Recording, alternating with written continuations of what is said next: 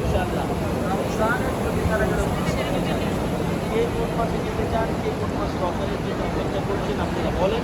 ইনশাআল্লাহ অফারের শর্ত একটাই থাকবে, ওয়েবসাইটে ইনশাআল্লাহ কোন মাসে যেতে চান, কার কোন মাসে যাবেন ইনশাআল্লাহ কমেন্ট করে জানাবেন। কার বাড়িগুলো কীভাবে কবে যেতে চায় ইনশাআল্লাহ আপনারা জানান। তারপরে অফার তো অবশ্যই নিম্নদ আছে মানে অফার থাকবে।